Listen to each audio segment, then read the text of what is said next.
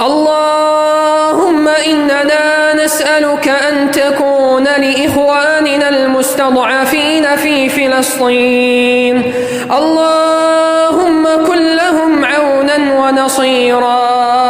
اللهم كن لإخواننا في المسجد الأقصى عونا ونصيرا. اللهم كن لهم عونا ونصيرا ومؤيدا وظهيرا.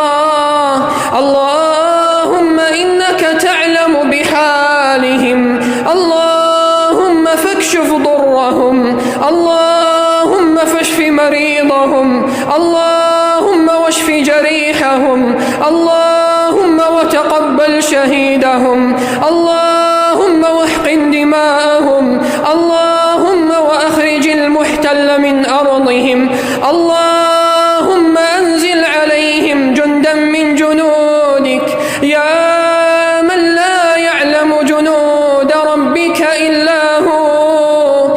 اللهم إنهم قتلوا أطفال المسلمين فقتل أطفالهم اللهم فإنهم رملوا نساء المسلمين فرمل أطفالهم اللهم إنهم أهانوا كبار المسلمين فأهنهم اللهم إنهم أذلوا رقاب إخواننا في فلسطين فذل رقابهم اللهم اجعل دائرة السوء تدور عليهم اللهم أشغلهم في أنفسهم اللهم مكن لإخواننا المستضعفين في فلسطين اللهم اجعل الحكم لهم اللهم قو شوكتهم اللهم وحد صفهم اللهم وألف بين قلوبهم